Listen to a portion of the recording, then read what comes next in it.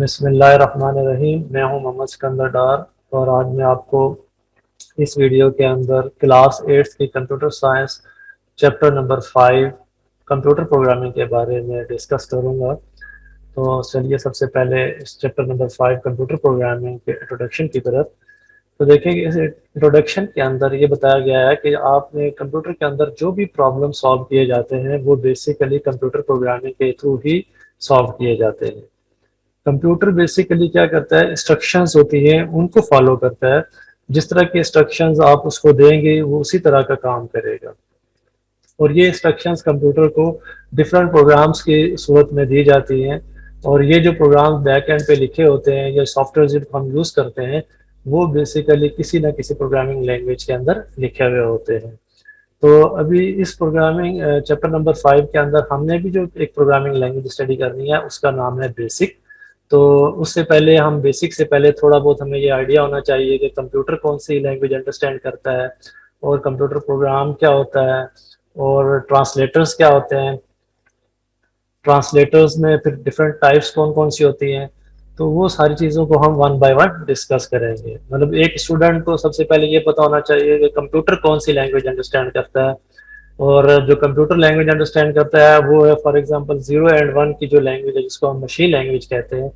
और वो लैंग्वेज हमारे लिए बीइंग ए यूज़र या प्रोग्रामर याद रखना बहुत मुश्किल होती है। तो इसलिए हाई लेवल लैंग्वेजेस डिज़ाइन की जाती हैं। जिस तरह एक बेसिक लैंग्वेज है जो हम लोग स्टडी करेंगे इस वीडियो के अंदर, तो वो हाई लेवल लैंग्वेज है। हाई लेवल लैंग्वेज का कैसे पता चलेगा कि ये हाई लेवल लैंग्वेज है? उसके अंदर क्या होता है कि इंग्लिश लाइक वर्ड्स लिखे होते हैं। इंग्लिश लाइक वर्ड से मुराद ये है कि प्रिंट है, ऑटो है, रन है, इस तरह की जो डिफरेंट वर्ड्स हैं वो हम लोग याद रख सकते हैं इजीली। तो हर एक लैंग्वेज सीखने के लिए उसका कुछ रूल्स रेगुलेशंस होते हैं। जैसा कि आपने देखा होगा कि इंग्लिश की आप लैंग्वेज सीख रहे होते हैं तो इंग्लिश में ग्रामर होती है। उस ग्रामर को आपने याद रखना, उसको रूल्स रेगुलेशंस को याद रखना होता है। तो इसी तरह कंप्यूटर के अंदर भी जो हाई लेवल लैंग्वेजेस हैं उनके भी अपने भी अल्फ़ाबेट्स होते हैं, सेट ऑफ अल्फ़ाबेट्स जिसको हम कह लेते हैं कि या करेक्टर सेट्स होते हैं या वोकेबलरी जिसको हम कहते हैं। तो उसमें क्या क्या चीज़ें शामिल होती हैं? रिजर्व वर्ड मीन्स ऐसे वर्ड्स जिनकी किसी भी लैंग्वेज के अंदर प्री डिफाइंड मीनिंग होती है। उनको हम जब भी यूज़ करेंगे तो हमें उसका पर्पस या उसका मकसद यूज़ करने का पता होना चाहिए। ऐसे ही बेतुकी चीज़ों में यूज़ नहीं करना उसको। तो इस तरह हमें ग्रामर जो है वो हमें सीखनी होगी इस बेसिक लैंग्वेज की जो हम इस चैप्टर के अंदर स्टडी करेंगे।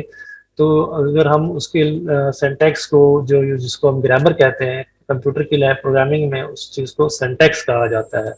तो वो सिंटैक्स एक स्टूडेंट को या एक प्रोग्रामर को याद रखना होता है। अगर उसको सिंटैक्स याद नहीं होगा तो वो प्रोग्राम इजीली नहीं बना सकेगा।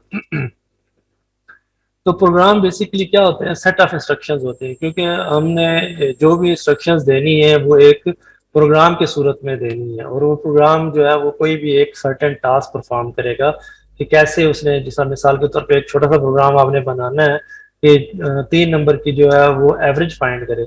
तो वो एवरेज कैसे फाइंड करेगा वो आप उसको फिर बताएंगे कि ये स्टेप्स हैं, 3 वैल्यूज हैं, 3 वैल्यूज को सम अप करना है, फिर उसको 3 के साथ डिवाइड करना है, तो वो एक एवरेज निकल आएगी। तो उसको हम कैसे प्रोग्रामिंग में लिखेंगे वो थोड़ा सा आगे चल के मैं आपको बताऊंगा। तो मैंने बताया कि ये प्रोग्रामिंग और प्रोग्राम बेसिकली थोड़े बहुत ये अवेयरनेस होनी चाहिए एक बिगिनर को कि प्रोग्राम क्या होता है। प्रोग्राम बेसिकली जो है वो सेट ऑफ इंस्ट्रक्शंस होती हैं या कमांड्स होती हैं जो कि कंप्यूटर को दी जाती हैं और कंप्यूटर उसको परफॉर्म करता है। और वो एक हमें कोई ना कोई आउटपुट प्रोग्राम के थ्रू हमें आउटपुट देता है। जिस तरह मैंने आपको बताया कि 3 वैल्यूज है, उनका एवरेज फाइंड करना है। तो वो 3 जो वैल्यूज हैं और एवरेज फाइंड करना है, एक छोटा सा प्रोग्राम है और उसने क्या किया, एक टास्क परफॉर्म किया, एवरेज फाइंड करके दी हमें। ठीक है। तो जो जो कंप्यूटर की जो प्रोग्राम है या जिसको हम कहते हैं कंप्यूटर प्रोग्रामिंग है, ये बेसिकली लैंग्वेज होती है जो कि हम यूज करते हैं अपने कंप्यूटर के प्रोग्राम लिखने के लिए। कंप्यूटर के अंदर जो मशीन लैंग्वेज जिसको हम कहते हैं कि कंप्यूटर तो अंडरस्टैंड करता है सिर्फ और सिर्फ मशीन लैंग्वेज जो कि 0 एंड 1 की फॉर्म में होती है जिसको हम कहते हैं बिट्स। और ये 0 एंड 1 जो है ये हमारे लिए थोड़ा सा मुश्किल होते हैं प्रोग्रामर्स के लिए या लर्नर्स के लिए। तो इस चीज को खत्म करने के लिए फिर उन्होंने क्या किया कि हाई लेवल लैंग्वेजेस बना दी, जो कि ह्यूमन लैंग्वेजेस, जो कि ह्यूमन लैंग्वेजेस के नजदीक है, जैसा इंग्लिश है इसको याद करना आसान है। तो इसी तरह की जो हाई लेवल लैंग्वेजेस इनको हम कहते हैं, वो मोर देन 1500 प्रोग्रामिंग लैंग्वेजेस अब तक बनाई जा चुकी हैं। और ये लैंग्वेजेस अपने दौर में इस्तेमाल होती रही, कुछ ऑब्सलीट हो गई, कुछ जो है वो अभी भी चल रही हैं।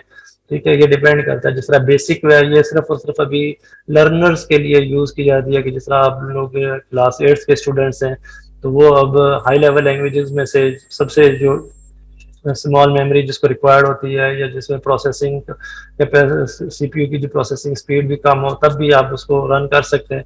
तो ये एक बिगनर्स, या जिसको हम कह रहे हैं कि लर्नर्स के लिए एक लैंग्वेज सेलेक्ट की जाती है कि इसको कैसे एक प्रोग्राम बना के इन बच्चों को सिखाया जा सके।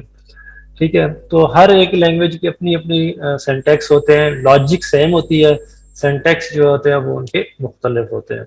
तो चलें, ये थोड़ा सा आपको पता चल गया कि कंप्यूटर जो है वो 0 1 को अंडरस्टैंड करता है। हम लोग 0 1 को याद नहीं रख सकते। प्रोग्राम क्या होता है, सेट ऑफ इंस्ट्रक्शंस होती हैं जो कि हम कंप्यूटर को देते हैं, तो वो कोई ना कोई टास्क परफॉर्म करने के लिए। और ये जो प्रोग्रामिंग लैंग्वेजेस होती हैं, ये जो है मुख्तलिफ किस्म की लैंग्वेजेस हैं, जिस तरह मैंने कहा हाई लेवल लैंग्वेजेस है, असेंबली लैंग्वेज है और मशीन लैंग्वेज है। तो असेंबली और ये मशीन थोड़ी सी मुश्किल होती हैं, हाई लेवल लैंग्वेजेस है जो लर्न करने के लिए आसान होती हैं। ठीक है, तो इसके आगे अब नेक्स्ट जो टॉपिक है उसको हम देखते हैं कि मुख्तलिफ, मैंने बताया था कि लैंग्वेजेस हैं, तो उनमें से बेसिक जो है वो हम जिसको कह रहे हैं कि GW बेसिक, हमने उसको स्टडी करना है। सी है, C++ है, कोबोल है, फोर्ट्रान है, एडा, जावा, पास्कल, PHP, ASP.NET, C#, इस तरह के मुख्तलिफ हाई लेवल लैंग्वेजेस हैं जिन जो आजकल मार्केट में यूज हो रही हैं। पहले ये यूज होती थी कोबोल, फोर्ट्रान और बेसिक। अब जिस तरह ये विजुअल बेसिक की सूरत में इसको एनहांस कर दिया गया, लेकिन अभी स्टूडेंट्स जो है वो जारी बात है हैवी होती है, उसको लोड करना ग्राफिकली, ये सारी चीजें उसको स्टडी करना मुश्किल होता है। तो ये GW बेसिक को सिलेक्ट किया गया है कि आपको इसमें जो है वो बिगनर्स को कैसे ये सीख सकते हैं, इसको यूज कर सकते हैं। तो एक लैंग्वेज के अंदर कुछ मैंने बताया कि अपने रूल्स रेगुलेशंस होते हैं, वो कैसे कॉन्स्टेंट्स और वेरिएबल्स को कैसे यूज करते हैं। तो चलते हैं अब कॉन्स्टेंट्स या वेरिएबल्स के बारे में।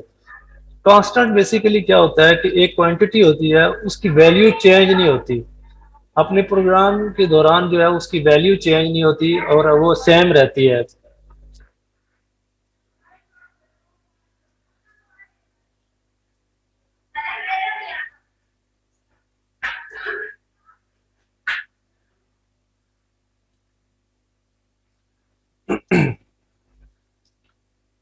उसकी वैल्यू जो है वो चेंज नहीं होती प्रोग्राम के अंदर। मिसाल के तौर पर कांस्टेंट की जो टाइप्स हैं वो कौन कौन सी हैं, दो टाइप्स हैं, न्यूमेरिक कांस्टेंट और स्ट्रिंग कांस्टेंट।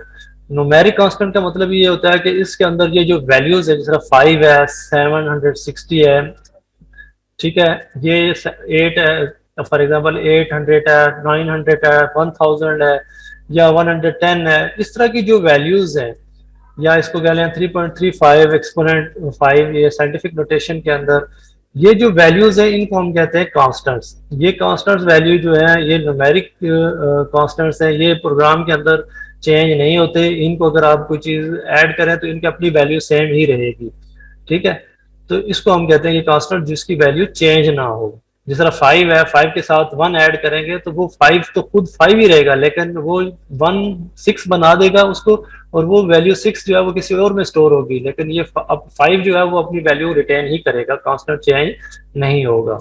इसी तरह जिस तरह स्ट्रिंग कांस्टेंट्स हैं, स्ट्रिंग कांस्टेंट्स क्या कहते हैं उसको, कि ऐसी चीज जिसके अंदर आपके लेटर्स या नंबर्स, और उनको हम डबल कोट के अंदर स्टोर करवाएं। ये देखें डबल कोट्स हैं, इनके अंदर जिस तरह ये लिखा हुआ है, कोई भी आप लिख सकते हैं कैरेक्टर्स, जिस तरह आप लिख सकते हैं डार लिख सकते हैं, कनीज लिखा हुआ है, या पाकिस्तान लिखा हुआ है, या बॉन्ड 007 लिखा हुआ है, ये डबल कोट के अंदर चीजें लिखी हुई हैं।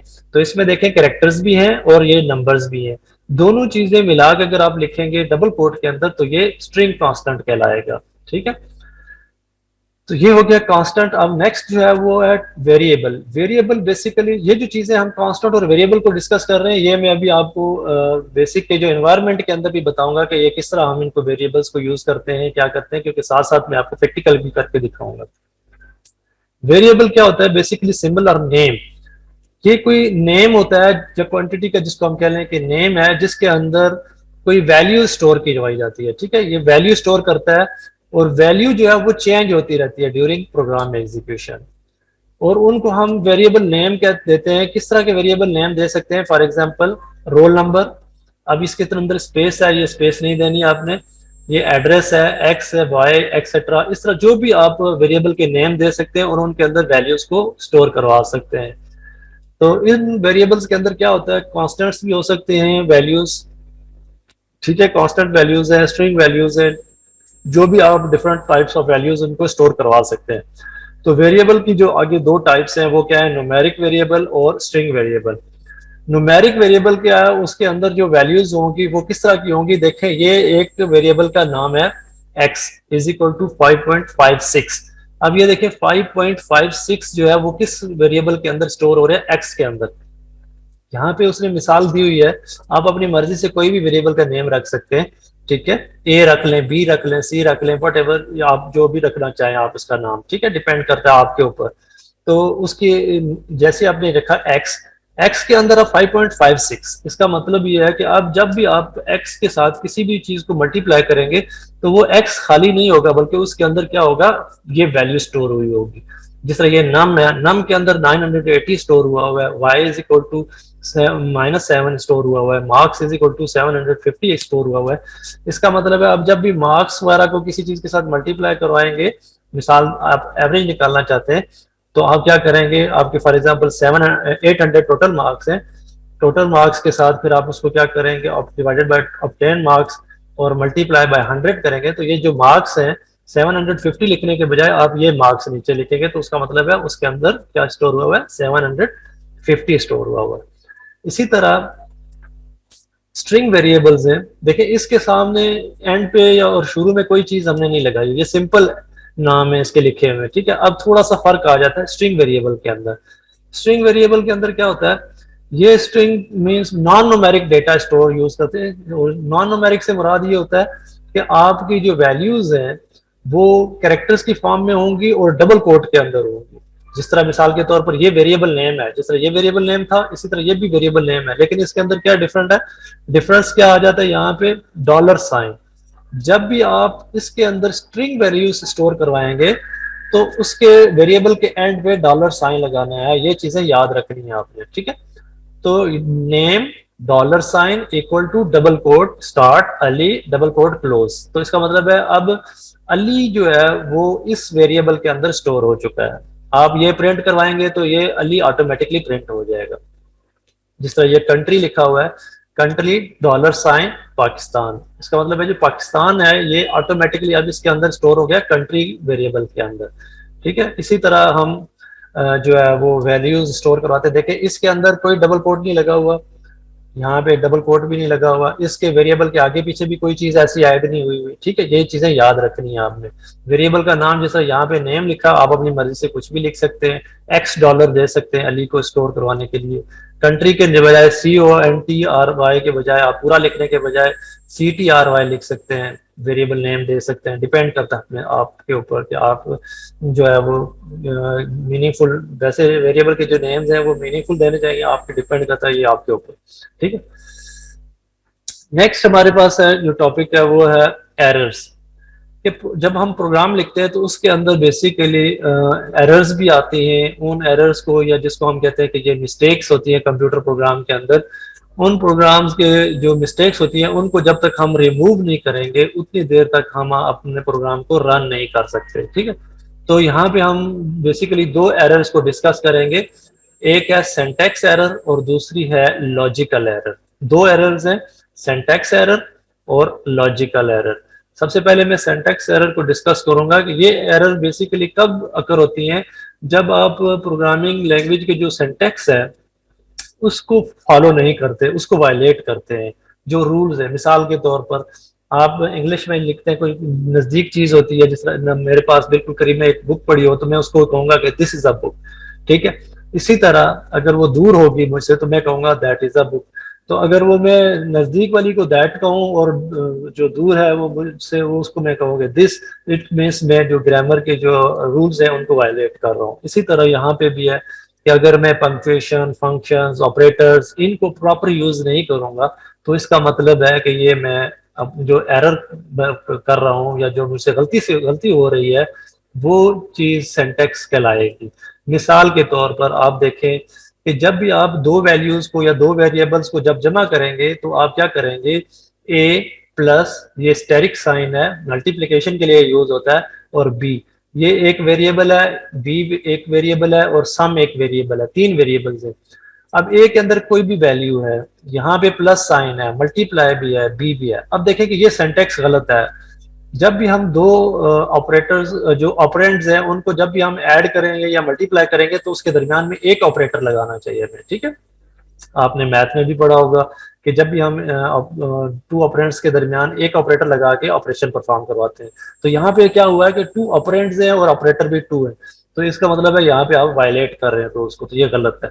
तो इसको जो करेक्ट फॉर्म है वो ये है, ए प्लस बी या ए स्टेरिक बी, ठीक है। और ये दोनों चीजें मल्टीप्लाई होके या ऐड होके ये सम वेरिएबल के अंदर स्टोर होंगी, ठीक है। अगर यहाँ पे इस तरह लिखेंगे तो एरर आएगा, यहाँ पे इस तरह लिखेंगे तो ये आपके एरर रिमूव हो जाएगा, सिंटैक्स एरर। और ये एरर जो है वो बेसिकली आपका कंपाइलर जो है वो या इंटरप्रेटर आपको बताता है कि आपने सही सिंटैक्स फॉलो नहीं किया। तो यहाँ पे जिस तरह ये है, प्रिंट की एक स्टेटमेंट है, इसको बजाय इस तरह लिखने के हम इस तरह लिख देते हैं PRNT, हालांकि जो इसका एक्चुअल वर्ड है वो है PRINT, प्रिंट कमांड, ठीक है। ये स्टेटमेंट भी है और कमांड भी है, ये भी अभी मैं इंप्लीमेंट करके दिखाऊंगा आपको। तो लॉजिकल एरर की तरफ आते हैं। लॉजिकल एरर बेसिकली ऐसी एरर होती है जो कि आप अपना लॉजिक है वो उसको प्रॉपर यूज नहीं करते। और ये जो लॉजिक क्या होता है इसको मैं आपको बताऊंगा, यहाँ पे ये जो एग्जांपल है इसके अंदर सीधा समझाऊंगा आपको कि ये आप एरर अगर करेंगे तो आपकी एरर प्रोग्राम रन हो जाएगा लेकिन आपको जो रिक्वायर्ड रिजल्ट है वो नहीं मिलेगा, ठीक है।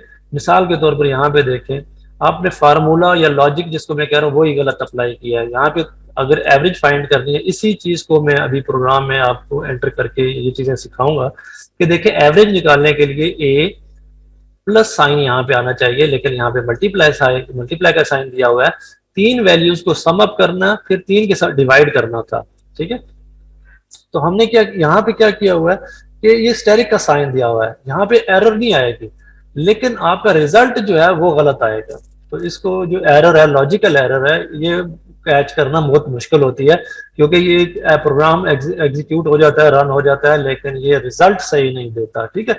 अब प्रोग्राम जब एग्जीक्यूट करेंगे तो ये रन हो जाएगा, वो नहीं बताएगा आपको कि आपने यहाँ पे प्लस साइन लगाना था, क्योंकि आपको पता होना चाहिए कि एवरेज फाइंड करने का फार्मूला क्या है, ठीक है। तो आज तक ये जो अभी मैंने जो टॉपिक डिस्कस किए चीजें, एरर्स को डिस्कस किया, किस तरह की एरर्स होती हैं, और वेरिएबल्स को और कांस्टेंट्स को। अभी मैं इन दो तीन चीजों को जो डिस्कस किया है इनको मैं आपको प्रोग्राम के थ्रू जो है वो या बेसिक के इन्वायरमेंट के थ्रू सिखाता हूँ कि कैसे मैंने इनको रन किया है। यहाँ पे मैं, ये आपका बेसिक का एनवायरनमेंट है, ठीक है। इस बेसिक के एनवायरनमेंट में आपने क्या करना है कि ये तीनों चीजों को कैसे, वेरिएबल्स है उनको कैसे वैल्यू स्टोर करवानी है और उनको कैसे हम प्रिंट करवाना है या एवरेज फाइंड करनी है, ये मैं आपको बताता हूँ। यहाँ पे सबसे पहले आपने एक कमांड लिखनी होती है ऑटो। यहाँ पे ऑटो लिखने के बाद आप एंटर करेंगे, ये कमांड प्रॉम्प्ट नहीं है बल्कि ये GW बेसिक का एनवायरनमेंट है। इसको भी मैं बताऊंगा कि कैसे आपने इसको इंस्टॉल करना है, क्योंकि जो आपकी विंडो 7 और 8 में ये और 10 के अंदर ये डायरेक्ट आप डाउनलोड करके इसको इंस्टॉल नहीं कर सकते, बल्कि इसके अंदर एक डॉस बॉक्स इंस्टॉल करेंगे। डॉस बॉक्स इंस्टॉल करने के बाद उसको आप GW बेसिक को डाउनलोड करेंगे, इसको भी डाउनलोड करेंगे, इसको रन करेंगे, आप इंस्टॉल करेंगे। फिर उसको जब रन करेंगे आप तो वो वहां पे आप माउंट सी और इस तरह की कमांड्स लिख के फिर आप उसको वो क्या करते हैं, रन करते हैं GW बेसिक को। उसके लिए भी मैं आपको एक छोटी सी वीडियो बना के भेजूंगा कि आप इसको कैसे इंस्टॉल कर सकते हैं, वरना थोड़ा सा अगर आपके पास टाइम हो तो यूट्यूब पे भी देख सकते हैं कि ऐसे हम विंडोज 10 के ऊपर डॉस बॉक्स और GW बेसिक को कैसे रन कर सकते हैं। तो सबसे पहले देखें, ऑटो की कमांड है, ठीक है। ये ऑटो की कमांड लिखेंगे और इसको एंटर करेंगे तो ये लाइन नंबर 10 जनरेट हो जाएगा। कुछ स्टूडेंट्स क्या करते हैं, वो लाइन नंबर ऑटो की कमांड लिखना भूल जाते हैं, कहते हैं कि ये 10 क्यों नहीं आया, ठीक है। तो ये 10 तब आएगा जब ये ऑटो की कमांड आप लिखेंगे। देखिए इस ऑटो की कमांड के आगे कुछ नहीं है और पीछे भी कुछ नहीं है, क्योंकि ऑटो की कमांड जो है उस नंबर के बगैर होती है, ठीक है। और जो स्टेटमेंट्स होती हैं वो नंबर्स के साथ स्टार्ट होती है, और जो कमांड्स होती हैं, ये कमांड है, ये बगैर नंबर के स्टार्ट होती है। ठीक है, तो यहाँ पे लाइन नंबर 10 में अब मैं लिखता हूँ ए। आपको बताता हूँ कि वेरिएबल्स क्या होते हैं। जिस तरह मैंने कहा था कि आपको कि वेरिएबल्स के अंदर कोई वैल्यू स्टोर करवानी है, तो ये न्यूमेरिक वेरिएबल्स हैं। तो मैंने इसको कहा कि ये 10 वेरिएबल, ए जो है एक वेरिएबल नेम है और 10 इसके अंदर वैल्यू है। यहाँ पे मैं लिखता हूँ बी, इसके अंदर मैं कहता हूँ कि फॉर एग्जाम्पल 5, तो बी वेरिएबल के अंदर वैल्यू जो स्टोर होगी है वो 5। यहाँ पे सी, यहाँ पे मैं कहता हूँ कि यहाँ पे एक वैल्यू दे देता हूँ 12। तो यहाँ पे अब जो नेक्स्ट जो हमारा एक वेरिएबल होगा जिसके अंदर क्या हम कहते हैं कि ये एवरेज। तो एवरेज के अंदर क्या करना है हमने, ये भी जो चीजें हमने पढ़ी हुई हैं ये सामने लिखी भी हुई है, मैं आपको बता दूं। इन चीजों को मैं इंप्लीमेंट कर रहा हूँ क्योंकि थोड़ा सा आपको आइडिया हो जाए। ये पहले ए है, ये कैपिटल में लिखे हुए, मैंने स्मॉल में लिख दिया, कोई फर्क नहीं पड़ता, आपने नाम जो भी दे लिया अपने। ठीक है, इन तीनों को मैंने सम अप करना है। अब मैं क्या करूंगा, ए प्लस बी प्लस सी, और इसको डिवाइड करूंगा 3 के साथ। ठीक है, नेक्स्ट हमारे पास प्रिंट। यहाँ पे मैं डबल कोड के अंदर जो चीज लिखूंगा वो डबल कोड के अंदर एज इट इज आएगी। ठीक है, एवरेज इक्वल टू, यहाँ पे मैं लिखता हूँ ए वी जी, मीन्स ये वाला वेरिएबल, ये वेरिएबल यहाँ पे जो वेरिएबल का नाम लिखा है वही वेरिएबल का नाम यहाँ पे है। मैंने इसके ऊपर डबल कोट नहीं लगाया है। ये जो डबल कोट मैंने लगाया है, average is equal two means, या जैसे यहाँ तक लिखा हुआ आ रहा है ये एज इट इज आपको यहाँ आउटपुट में नजर आएगा। और ये इसके अंदर जो एवीजी है, ये इसके अंदर जो वैल्यू होगी वो हमें सामने नजर आएगी। एंटर करूंगा तो यहाँ पे मैं लिखता हूँ एंड, मीन्स मेरा प्रोग्राम यहाँ पे एंड हो गया। तो इधर यहाँ पे इसको रिमूव करना है। जब एंड हो जाए तो फिर आप एंटर प्रेस करेंगे तो लाइन नंबर जो भी आएगी उसको रिमूव करके ये कमांड लिखनी है रन की। जैसे आप रन लिखेंगे तो आपका प्रोग्राम एग्जीक्यूट हो जाएगा। तो जिस तरह ये देखें प्रोग्राम आपका एग्जीक्यूट हो गया, जिसमें ये लिखा हुआ है एवरेज इज इक्वल टू, ये एवरेज इज इक्वल टू, ये एवरेज के अंदर जो वैल्यू स्टोर हुई है, देखें इसने ऑटोमेटिकली क्या किया, A plus B plus C, 10 plus 5 plus 12 divided by 3, automatically ये चीजें परफॉर्म की और इसके अंदर स्टोर करवाई। और ये स्टोर होने के बाद इसको यहाँ पे डिस्प्ले करवा दिया। तो इसका मतलब ये हुआ कि यहाँ पे हमारे पास एवरेज क्या हो गया, 10, 5 और 12 की एवरेज क्या हमारे पास 9 आ गया। ठीक है, अब यहाँ पे देखे मैं इस चीज को जो आपने एरर थी हमारे पास कि लॉजिक अगर गलत हो जाती है, मिसाल के तौर पर मैं इसको कहता हूँ कि यहाँ पे हम मल्टीप्लाई का साइन देते हैं, इसको इन्वर्ट करने से, ठीक है। तो मैंने अब इसको बजाय इसके कि प्लस का साइन दिया था, तो हमारा जाहिर बात है ये फार्मूला था। अब एरर जो लॉजिकल एरर है, देखने प्रोग्राम अब यहाँ पे भी रन हो जाएगा। जब भी कोई चेंजेस करें फिर उसके बाद यहाँ पे एंड पे ला के एंटर जरूर प्रेस करें। ठीक है, क्योंकि अगर आपने कोई भी चेंजेस किए स्टेटमेंट के अंदर तो वो जब तक एंटर लास्ट में आके इसको प्रेस नहीं करेंगे तब तक जिस तरह ये स्टार बन गया, इसका मतलब है इस स्टेटमेंट के अंदर आपने चेंजेस किए, यहाँ पे प्लस की जगह मैंने स्टेरिक साइन दे दिया। तो अब देखिएगा इसका जो रिजल्ट आएगा वो क्या आता है हमारे पास।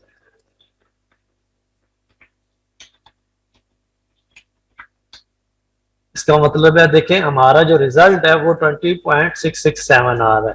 अब यहाँ पे जो ऑलरेडी हमारे पास रिजल्ट था, जो एक्चुअल रिजल्ट था वो देखें, प्रोग्राम रन हो गया। मैंने आपको बताया था कि जब भी आप लॉजिकल एरर होगी तो उसमें आपका रिजल्ट चेंज होगा लेकिन प्रोग्राम रन होगा। यहाँ पे देखें प्रोग्राम रन हो गया लेकिन आपका जो रिजल्ट है वो चेंज हो गया। ठीक है, तो इसी तरह यहाँ पे ये हमने न्यूमेरिक वैल्यूज को, न्यूमेरिक वेरिएबल्स हैं उनको डिस्कस किया है।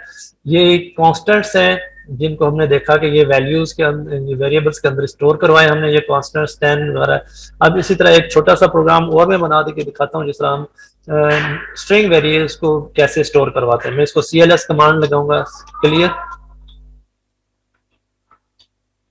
यहाँ पे ऑटो, मैं यहाँ पे लिखता हूँ नेम $साइन लिखता हूँ,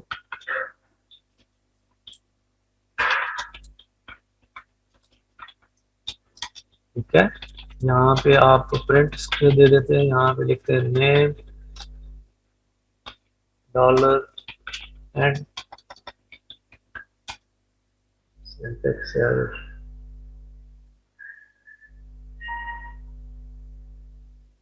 एक मिनट इसको चेक कर लेते हैं।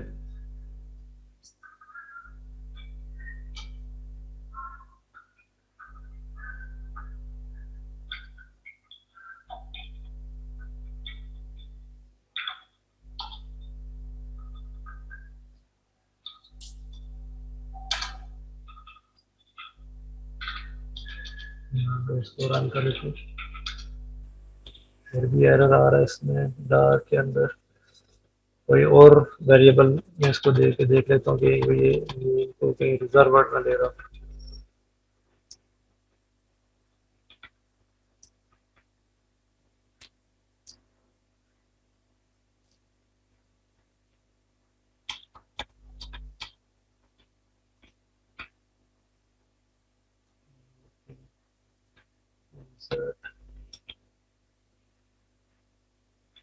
साइन इसको दोबारा